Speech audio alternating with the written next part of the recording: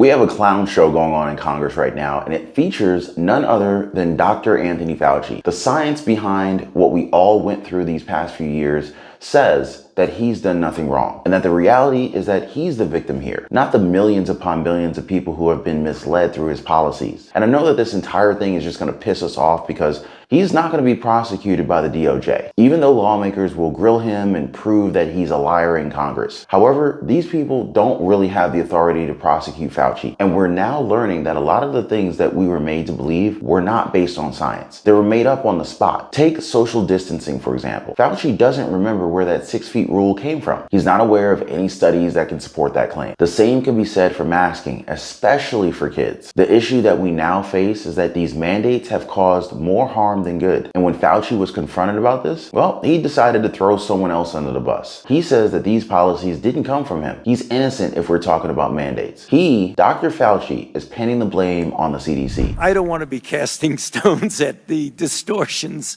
of what was said in that, but there are a couple of things that come to mind. One I'm sure is going to come up later is the issue of the 6 foot distance. And I made the statement that it just appeared, and that got taken at like, I don't know what's going on, it just appeared. It actually came from the CDC. The CDC was responsible for those kinds of guidelines for schools, not me. So when I said that it just appeared, it appeared. Was there any science behind it? What I meant by no science behind it is that there wasn't a controlled trial that said, compare 6 foot with 3 feet with 10 feet. So there wasn't that scientific evaluation of it. What I believe the CDC used for their reason to say 6 feet is that studies years ago showed that when you're dealing with droplets, which at the time that the CDC made that recommendation, it was felt that the transmission was primarily through droplet, not aerosol, which is incorrect because we know now aerosol does play a role. That's the reason why they did it. It had little to do with me since I didn't make the recommendation, and my saying there was no science behind it means there was no clinical trial that proved that. That's just one of the things that got a little distorted in the response to that. And I've learned and watched you over the years. I have to go back to the Zika outbreak where we didn't know how exactly it was being transmitted, and at one point we weren't aware that some of it was sexually transmitted.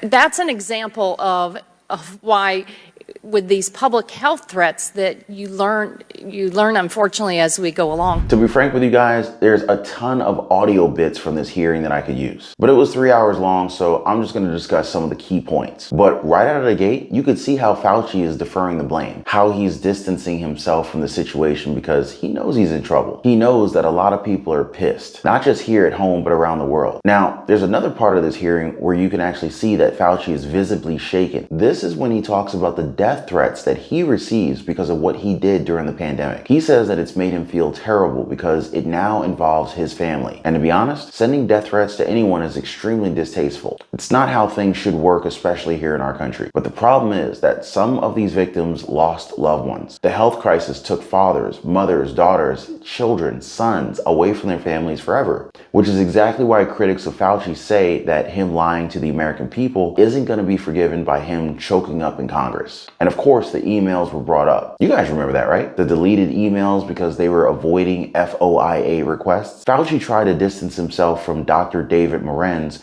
one of the senior advisors. So Morenz admitted through email correspondence that he's been sending work emails to his personal Gmail account so that he could remove them from the internal communications. The reason is that it's simple for FOIA correspondence within the NIH, basically saying that they want to hide something from the public. Because why else would you avoid a simple request, right? Now, Morenz has testified a few weeks ago that this is all just a misunderstanding, that him saying that he could make emails disappear was taken out of context. He says that he thought that he was communicating in private, not as a government employee, but more as a private citizen. This is because both his work and his personal emails are logged into just one phone. Do you buy that reasoning from him? Someone who doesn't buy this is Senator Rand Paul. Remember when Dr. Anthony Fauci tried to correct him about the meaning of gain-of-function research? And their arguments have become regular theater on Capitol Hill. Kentucky Senator Rand Paul and Dr. Anthony Fauci.